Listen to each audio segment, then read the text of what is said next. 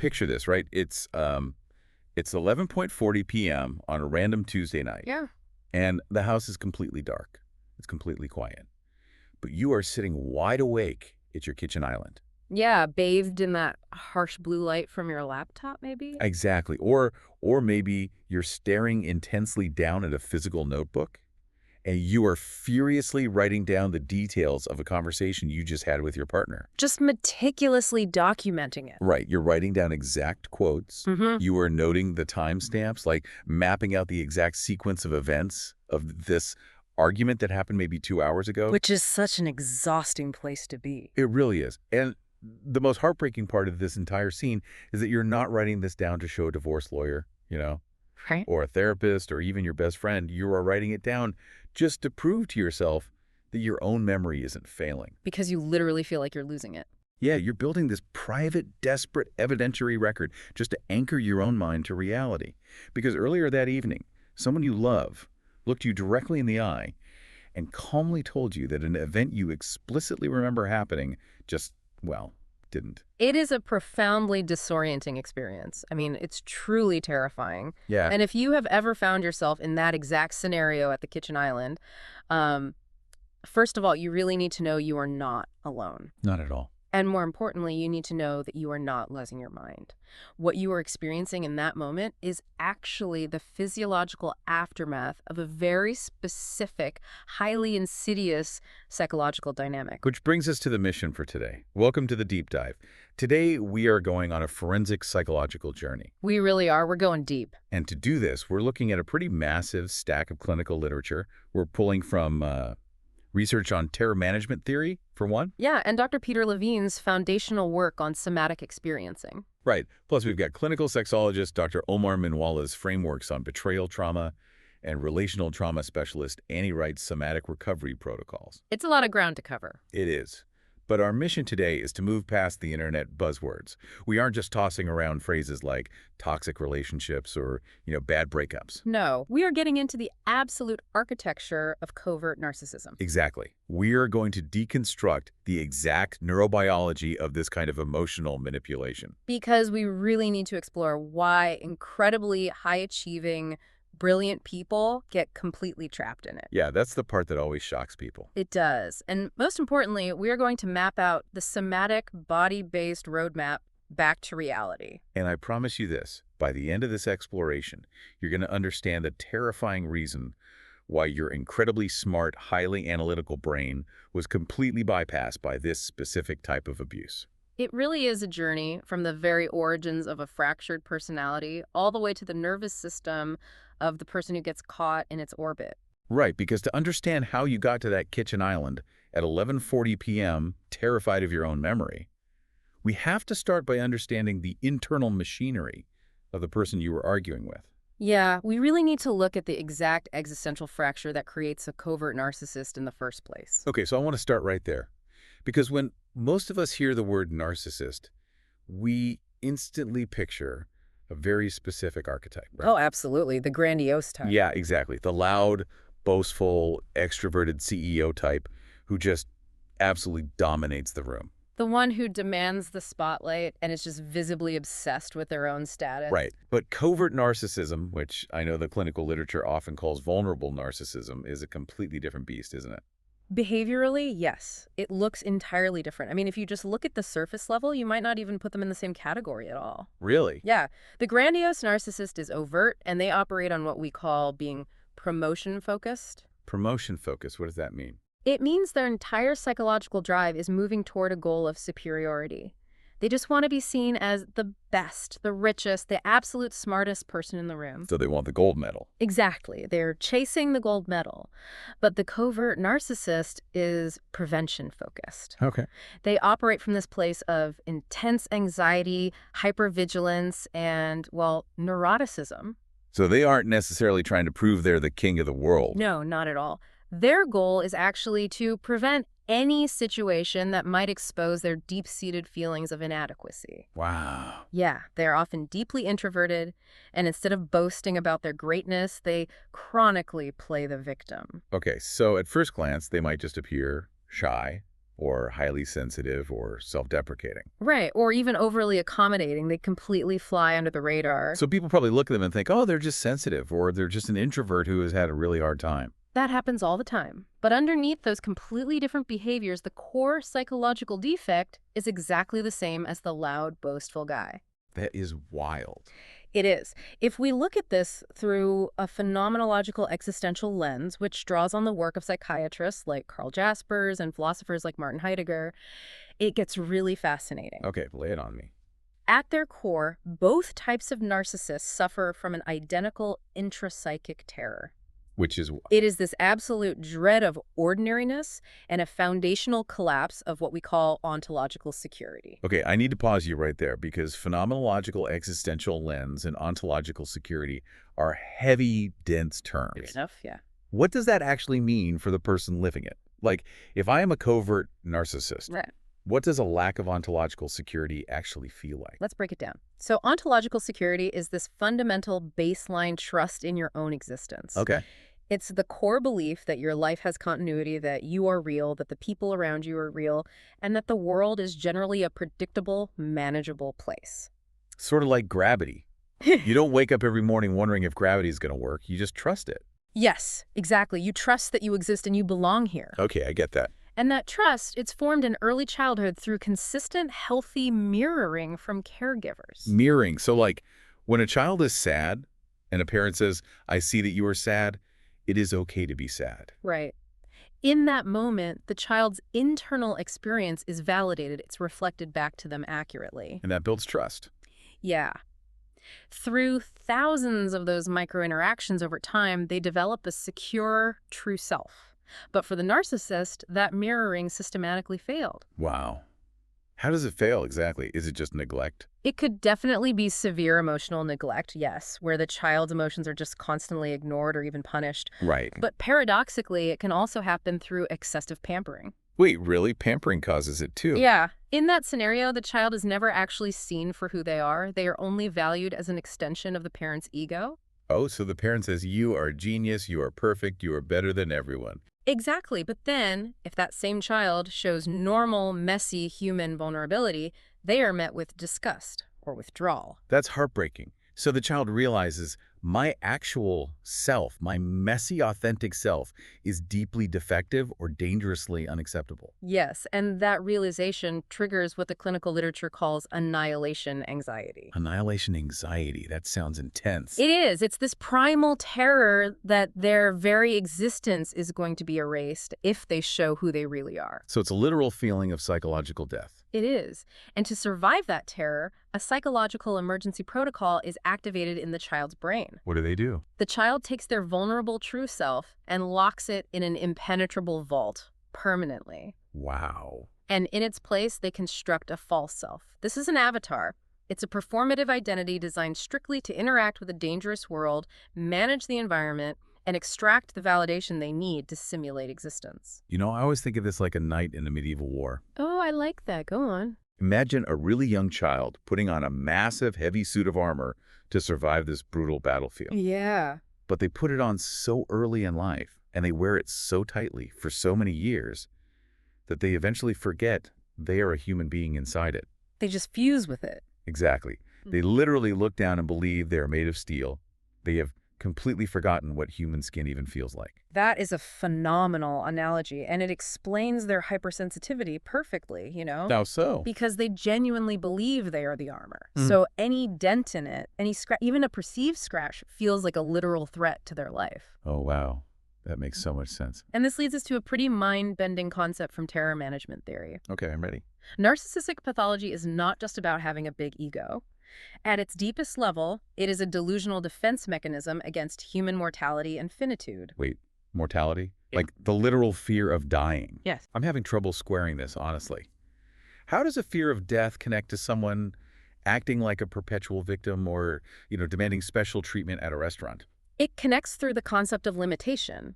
Every human being has to confront the reality that we are finite. Right. We're small. We're mortal. Exactly. We make mistakes, we get sick, and eventually we die.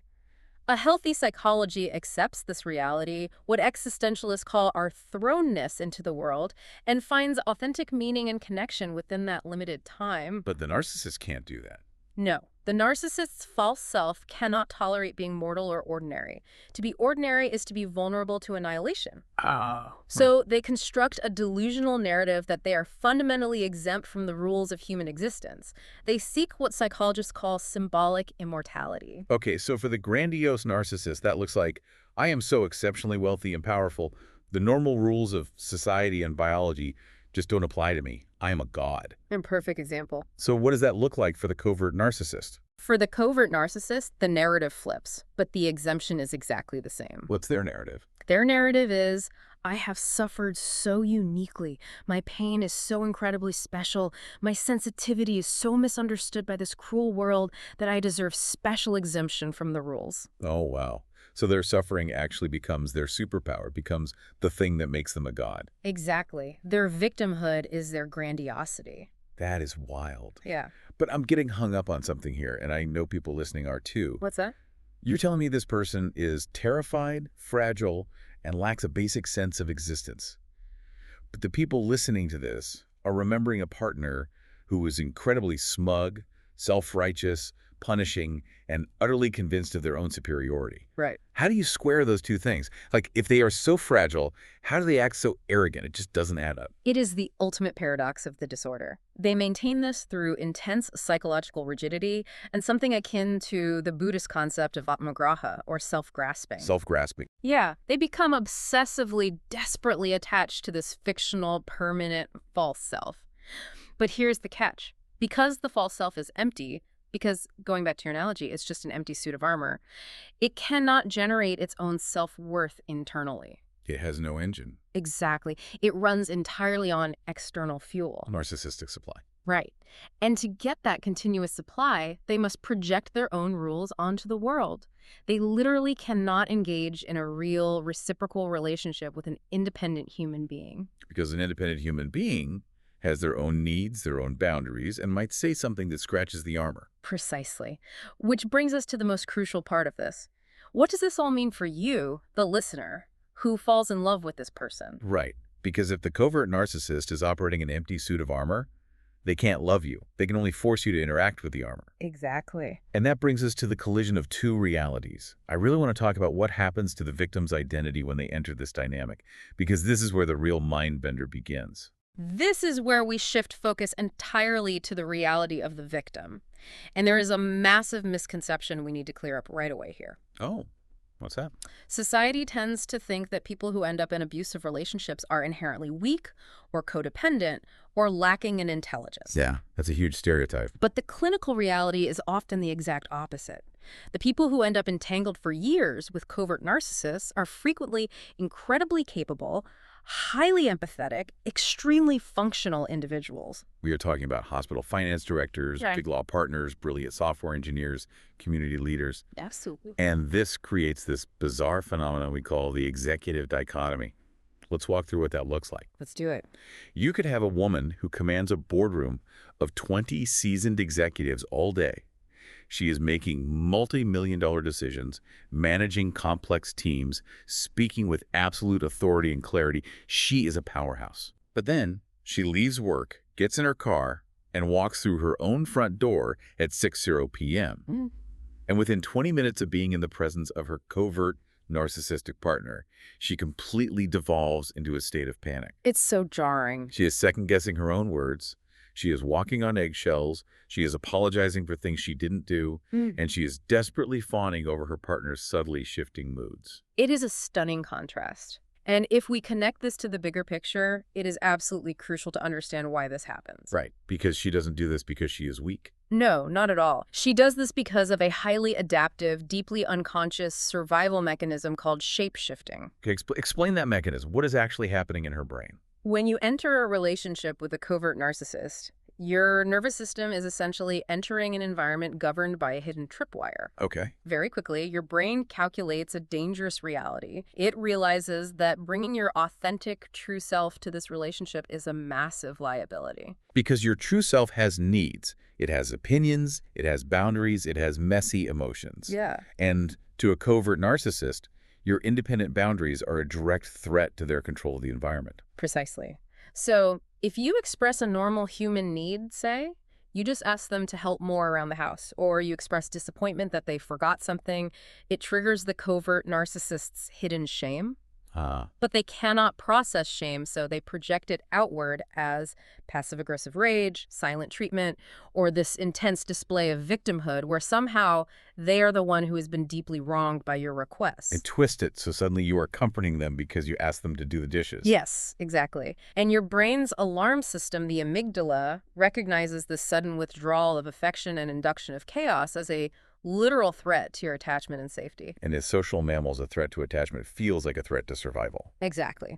So to survive, your amygdala bypasses your rational brain entirely and forces you to construct your own false self. Let that sink in for a second. The environment is so toxic that you build an avatar too. You do. You create a chameleon-like version of yourself that is custom designed to pacify, appease, and manage the narcissist's fragile emotions. Right. You become the ultimate hypervigilant fixer. You anticipate their moods before they even walk in the room. You shrink your own physical and emotional footprint. You meticulously choose your words and your tone of voice just so you don't trigger an episode. And this mechanism reveals the hidden, agonizing truth of why the relationship feels so profoundly lonely, even when you are lying right next to each other in the exact same bed. Why is that? True emotional intimacy, the kind that makes us feel seen, anchored, and connected, requires two true selves to interact. It requires mutual vulnerability. Right. But in this dynamic, your true self has been locked away in a vault for its own protection, just like theirs was in childhood. So the narcissist's false self is sitting there demanding worship, accommodation, and an endless mirror of their own victimhood. Yeah. And your false self is exhausting itself, providing endless appeasement and management. It is literally a theatrical performance taking place between two trauma responses. It really is. No wonder people say they feel like a ghost in their own home. They aren't even there anymore. Exactly.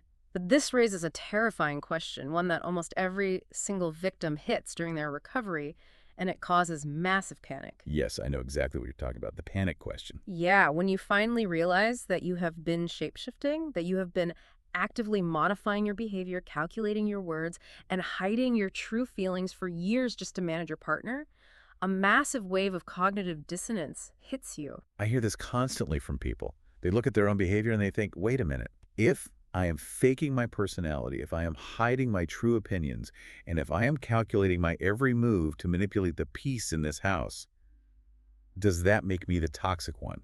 Right. Am I actually the narcissist here? Am I the abuser? It is one of the most agonizing, terrifying parts of the recovery process.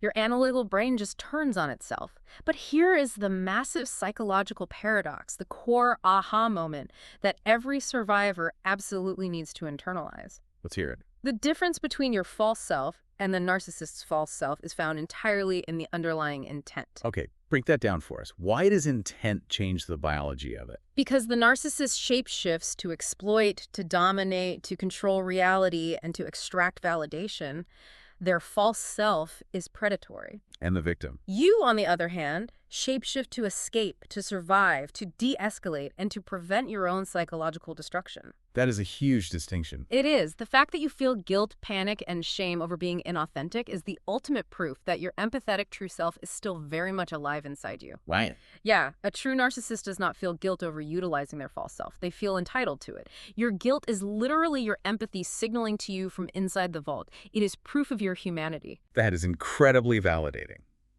Okay, so if we understand that we have these two avatars interacting, one exploiting and one just desperately trying to survive, how does the covert narcissist keep this charade going for so long? It takes a lot of architecture. Especially considering they are playing the deeply wounded victim at home, but often acting like a saint in public. Because to maintain this exhausting theatrical performance for years, the covert narcissist has to ensure that their different realities never, ever bleed into one another. And they achieve this through a highly structured, almost architectural psychological defense mechanism known as compartmentalization. This is the engine of the double life. The double life. Let's really explore this phenomenon because it drives victims insane. It really does. The covert narcissist is often the most selfless community volunteer, the charming, mild-mannered colleague, the parent of the year in public. Everyone in town loves them. Right. They say things like, oh, your husband is just the sweetest guy, or your wife is so generous. Yes, but behind closed doors, with you, they are a vindictive, withholding, emotional predator who will give you the silent treatment for 4 days over a perceived slight. How can one brain hold both of those people? What is happening here is a structural splitting of the mind.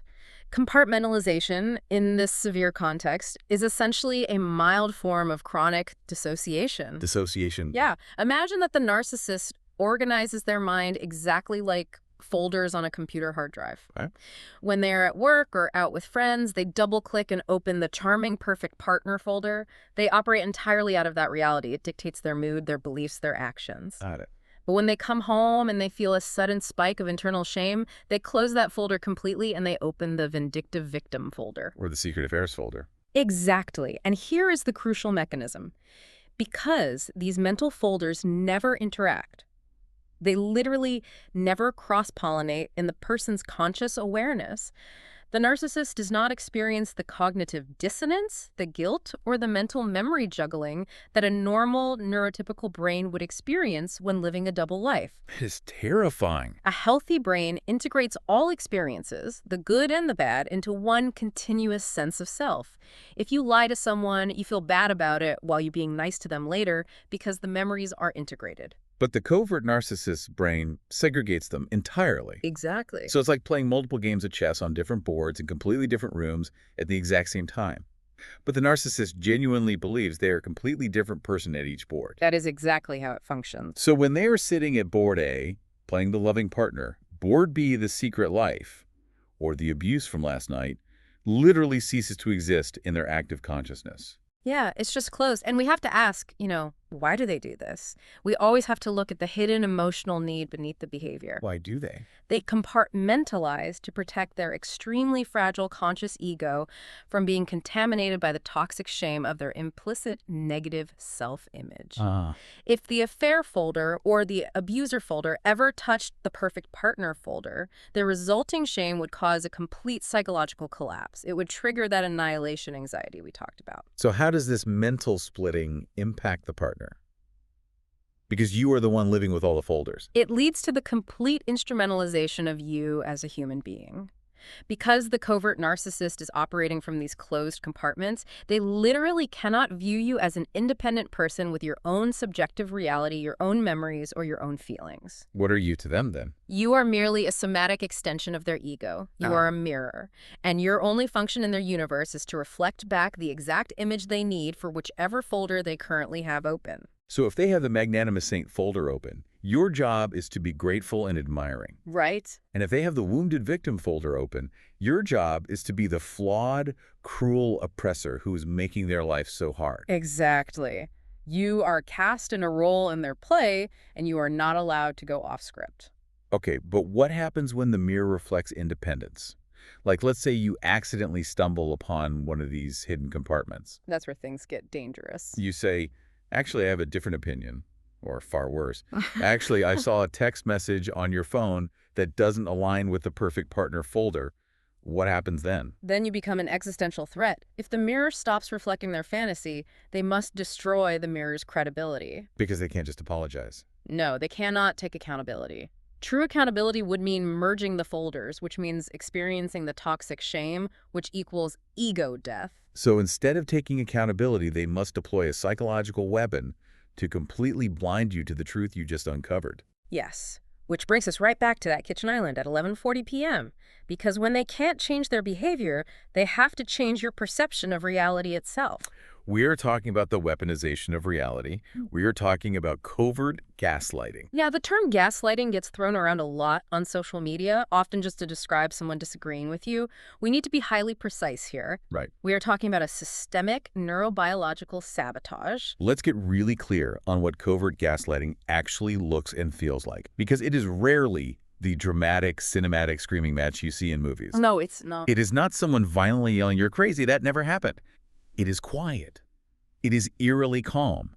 It is the plausible, gentle denial of events that makes you believe your own internal hardware is failing. The neurobiology of this process is truly terrifying.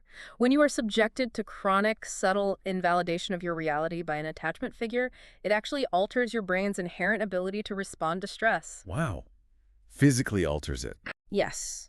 It physically disrupts the communication between two critical areas of your brain. The limbic system, which is your emotional fire alarm, and the hippocampus, which is your memory data bank. I need to make sure I understand this. So your fire alarm is going off, your body is sweating, your heart is racing, your limbic system is screaming, "Danger, this person is lying to me, I saw the text message, this situation is wrong." Right. But when your rational brain goes to the hippocampus to pull up the concrete memory data to prove it, what happens? The data is suddenly murky. Exactly. The trauma of the invalidation scrambles the retrieval process. The brain is aggressively scanning for danger while simultaneously doubting the very memories it is pulling up to identify the danger. That sounds like torture. It is. And this insidious process happens because gaslighting requires a dyadic transaction. It's a two-way street. How so? The abuser needs to be right to survive psychologically, and the victim, because they are typically fair-minded, highly empathetic, and desperately want to understand their partner's perspective, allows the abuser to define reality. You give them the benefit of the doubt because that's what loving partners do. And they use that exact empathetic doubt to systematically dismantle your sanity. The clinical result of this is what Dr. Omar Minwala calls epistemic collapse. Epistemic collapse. Let's define that. So epistemology is the philosophical study of truth and how we know what we know. Epistemic collapse means the complete structural corruption of the mental instrument you use to evaluate truth. Okay, so it's not just a momentary confusion. No. You don't just doubt the argument you are having, you fundamentally doubt your own cognitive capacity to perceive reality accurately. This is exactly why you start keeping those time-stamped journals. Right. This is why you are at the kitchen island at midnight. You are trying to manually operate a memory system that your partner has systematically hacked and corrupted. Right. You are trying to externalize your brain because your internal brain feels completely broken. And the deeper, far more sinister lesson here is how covert gaslighting is specifically touted as genuine care. Oh, this part is awful. It really is. A grandiose narcissist might aggressively say, "You're an idiot, you're making things up, that never happened." It's mean, but it's obvious. Right. A covert narcissist is far more dangerous. They will look at you with deep, manufactured concern. They will let out a soft sigh and they will say, "Honey, you've just been so exhausted lately. Work has been so stressful for you. You haven't been sleeping well. Your memory is playing tricks on you again. I'm really worried about you." Oh, God, that makes my skin crawl just hearing it. It's so deeply manipulative. It's awful. They weaponize your own vulnerability. They use your actual real-life stress, which they're likely causing, by the way, against you to overwrite your reality. But here is the question I know listeners are screaming at their phones right now. What's that? If my brain knows something is fundamentally wrong, if my limbic system is screaming danger, why doesn't it just say, "No, you're lying, I'm out of here"? Why does the brain lock into this spiraling confusion instead of just fighting back or running away? It is a profound, deeply ingrained biological paradox. The reason you don't just pack a bag and walk away in that moment is because the source of the life-threatening stress, your partner, is also your mammalian brain's primary source of attachment and safety. Wait, explain that. How can the threat and the safety be the exact same thing to the brain? Human nervous systems are hardwired through millions of years of evolution to seek proximity to attachment figures when we are stressed. If a child is scared by loud noise, they run to their parent. Proximity equals survival. Right. But what happens when the attachment figure is the predator? What happens when the person who is supposed to soothe your stress is the one causing it? The system short circuits. You are literally programmed to run toward the person you need to run away from. Exactly. It creates a state of profound physiological trauma. You are simultaneously biologically driven to flee from them and cling to them. So you're just stuck. Yeah. This impossible conflict traps you in a freeze response, or what we call fawning, appeasing the abuser to try and return the environment to a state of baseline safety. You accept their false reality just to stop the unbearable tension in your nervous system. And this trap becomes infinitely more devastating when the hidden folders we talked about contain ultimate relationship-ending betrayals. Yes. Because while we are talking about gaslighting, we have to address what they're often gaslighting you about. When you finally breach the compartments, what do you usually find? Very often you find profound betrayal. There is a surprising truth in the clinical research regarding narcissism and cheating. Which is? Well, as a society, we naturally assume that the loud, grandiose, overtly hypersexual narcissists are the primary cheaters, the rock stars, the arrogant CEOs. Right, that's the stereotype. But empirical data actually reveals that covert, vulnerable narcissism is a significantly more powerful predictor of active engagement in infidelity. That feels incredibly counterintuitive. The shy, introverted, woe-is-me victim type who barely wants to go to a party is actually more likely to cheat on their partner. Why? What is the mechanism there? It comes back to their unconscious motives and that insatiable need for external fuel. A grandiose narcissist cheats for conquest, for status, to prove their power to the world. It's about dominance. Okay, so why does the covert one cheat? The covert narcissist cheats to seek constant, desperate reassurance for a highly tenuous, fragile self-worth. They cheat to fill the void of what psychologists call a missed adolescence caused by their stunted emotional development. Wow. And very, very often, they cheat as a form of hidden retaliation for perceived emotional injuries. Retaliation like, you didn't compliment me today, so I'm going to download Tinder. Essentially, yes. If you set a healthy boundary or if you simply don't give them enough attention because you are busy with work or the kids, they feel mortally wounded. Their armor is scratched. So cheating is their payback. Infidelity becomes a way to silently punish you, restore their sense of power, and guarantee they have a backup source of supply if you figure out who they really are. And it also acts as a mechanism of triangulation, right? I've read about this. They use a third person to manage the distance between you and them. Yes, exactly. Covert narcissists are absolutely terrified of true intimacy because intimacy requires vulnerability, which risks annihilation. Right. By triangulating the relationship, by introducing a third party, even if that third party is kept entirely secret, they instantly reduce the intimacy between you and them. It creates distance without them having to ask for it. They introduce chaos into the system and they redefine the relationship on terms they can completely control from the shadows. They feel safe when they have a secret you don't know about. So when the victim finally discovers this, when the timestamp journal finally adds up, or you log into the iPad and find the text messages, or the secret life is completely exposed, the impact on the victim is not just a standard breakup. It's not just, oh, I'm heartbroken. It is a specific clinical condition, betrayal trauma. Betrayal trauma is a specific, devastating category of psychological injury. It is a double blow to the heart and the nervous system. How so? First, there is the abuse itself, the shock of the lies, the manipulation, the sexual risk of the cheating. That alone is terrible. Right. But the second, infinitely heavier blow is the fact that this abuse was delivered by the exact person your nervous system relied on for safety, protection, and reality testing. You know, it's like having a state-of-the-art home security system. You spend years building it, you trust it completely, but then you realize the system has been hacked by the very person who installed it. Ooh, yes. Every single alarm in your house is ringing, the windows are breaking, there's glass everywhere, but you look at the central control panel and it is calmly blinking a green light that says all clear. Your reality is fundamentally shattered. You don't just lose the relationship, you lose your trust in your own ability to perceive danger. That is a brilliant way to describe it. And when that realization hits, the nervous system simply cannot sustain the sheer load of that cognitive dissonance. That's just too much. The victim's biology crashes. They often drop completely into what polyvagal theory calls hypoarousal or dorsal vagal shutdown. Okay, stop right there. Dorsal vagal shutdown. Yeah, that sounds intensely clinical, almost like a medical emergency. Are we just talking about feeling really sad and depressed, or is this a literal biological shutdown of the body. What does this actually look like for the person experiencing it? It is a literal physiological shutdown. It looks like total collapse. Ugh. When the nervous system calculates that fighting is impossible and fleeing is impossible because your reality is shattered, it defaults to its oldest evolutionary preservation state. Like an animal. It's the exact equivalent of an animal playing dead to survive a predator. You feel entirely numb, deeply disconnected, and physically heavy. You might experience chronic depersonalization, where you feel like you are floating a few feet outside your own body, watching a movie of a life that doesn't belong to you. Your digestion slows down, your heart rate drops, your brain fog becomes impenetrable. You are biologically immobilized. So you finally escape the relationship. You get your own apartment, you're physically safe, but your reality is shattered. And your nervous system is locked in this state of dorsal vagal shutdown. Yeah. How do you fix it? The logical step for most of the high-achieving people we are talking about is, I need to go to a professional. I need to go to therapy. I need to talk this out and fix my brain. But this leads us to a crucial, highly misunderstood reality.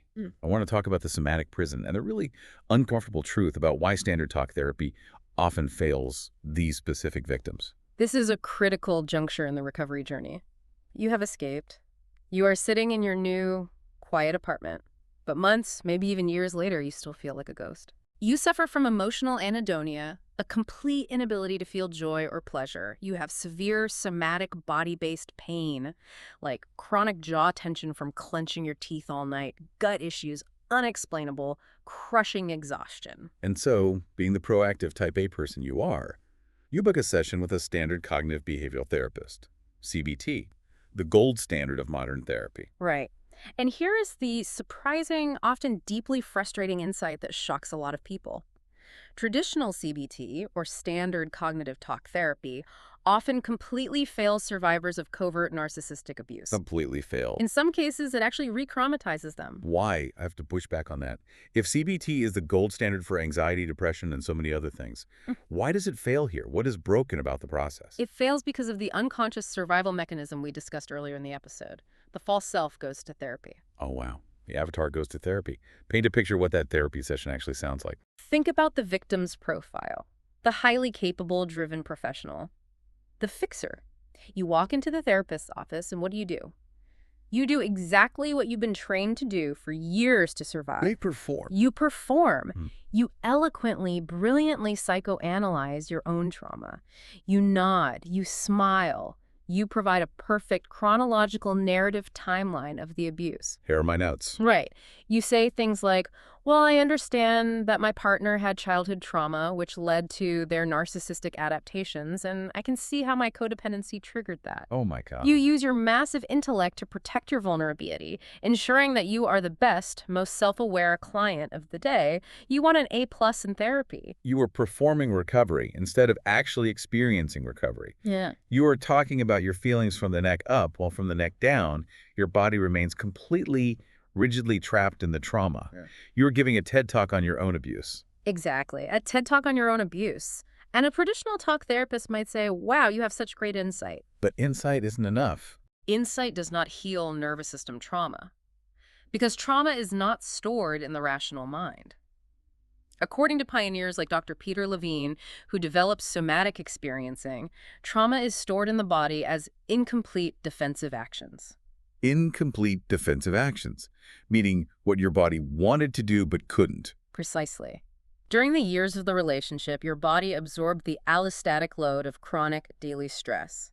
Your nervous system mobilized for fight or flight thousands of times. When they gave you the silent treatment, when you found the text, when they gaslit you? Yes. The adrenaline surged. But because the abuser was also your partner, your source of attachment, you couldn't hit them and you couldn't run away. Those biological responses were constantly interrupted and suppressed. You couldn't fight and you couldn't flee, so you just froze. Over and over and over. And that massive amount of mobilized survival energy didn't just vanish. It is still trapped in your physiology. It's in your tense jaw, your shallow breathing, your hypervigilant scanning of the room. The nervous system literally needs to complete the fight, flight, or freeze cycle that the narcissist interrupted.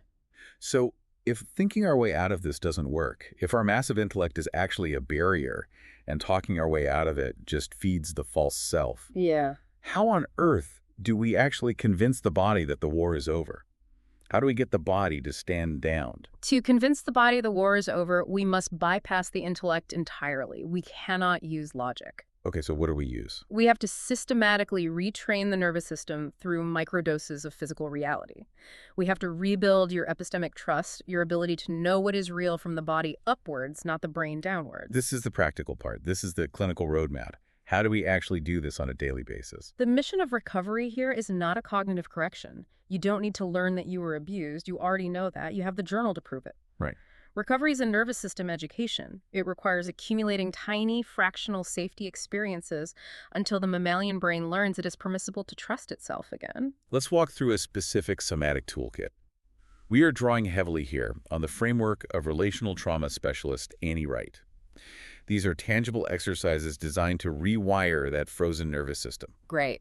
And the first one is shockingly simple. It's called the orienting response. Walk me through it. The orienting response is your nervous system's natural biological capacity to scan the environment for safety cues. Okay. In the abusive relationship, scanning the environment was dangerous because the environment was always shifting. You learn to keep your head down, hold your breath, and stay small. That makes sense. To rebuild reality, you dedicate just 3 minutes a day to slowly looking around your physical space. But not frantically looking for danger, right? Because I feel like victims are already scanning the room all the time. Right. This is not hypervigilance. Hypervigilance is frantic. Orienting is slow and deliberate. You sit in a chair, you turn your head slowly, allowing your neck to move. Okay, so you physically move your head. You name 5 things you can see: the blue lamp, the wooden table. 3 things you can hear: the hum of the fridge, a car outside. 1 thing you can physically feel: the fabric of the chair against your legs. And what does that do? The goal is to literally prove to the ancient nonverbal part of your brain that there is no predator in your kitchen right now. It is a daily accumulation of baseline safety. Okay, the second tool in the kit is perception documentation. Now, remember that timestamp journal from 11:40 p.m., the one where you frantically wrote down exact quotes? Yes, the evidentiary record. We are going to use that exact same impulse, but we are going to fundamentally change the focus of what you are documenting. Instead of documenting external facts to prove to a judge that you aren't crazy, you dedicate 5 minutes a day to writing down your internal perceptions. Not what happened, but what you felt. Give me an example. For example, I perceived that interaction with my boss as dismissive. I felt uncomfortable when that person stood too close to me at the grocery store. And you write it without any external qualification. Meaning no saying, but maybe I'm just overreacting. Maybe they were just having a bad day. Yeah. No rationalizing it away. Exactly. No gaslighting yourself. You just state the perception as a valid data point. You are building an internal track record. Because the analytical mind of a driven person needs evidence to believe something. Right. After a few weeks of doing this, you look back at this record and you prove to your intellect that your gut instinct is actually consistently accurate. You are teaching your brain to treat your own physical perception as a starting point for truth, rather than treating it as a distortion that needs to be checked by an external authority. That is so empowering. It's like reinstalling the software of your own intuition. Tool number 3, the emotional flashback interrupt. When you are recovering from covert abuse, you will experience sudden, crashing waves of intense panic, shame, or despair that feel completely, entirely disproportionate to whatever is happening right now in the present moment. Like you drop a coffee cup in the kitchen, and suddenly you feel like the world is ending and you are a worthless piece of garbage. Right. Your body reacts as if you are under severe attack. And you have to recognize that this is not a reaction to the spilled coffee. It is an emotional flashback. I thought flashbacks were visual. Complex trauma doesn't always flash back to a visual image. It flashes back to an emotional state. It is the past wearing today's clothes. Wow. The past wearing today's clothes. That's a powerful way to put it. The interrupt technique is naming it aloud. I am having an emotional flashback. I am safe right now. The person who hurt me is not here. I am just experiencing a memory in my body. You use your prefrontal cortex, your logical brain, to literally orient the panicked amygdala in time and space. Tool number 4 focuses on shifting the brain's scanning bias. It's the glimmers inventory versus triggers.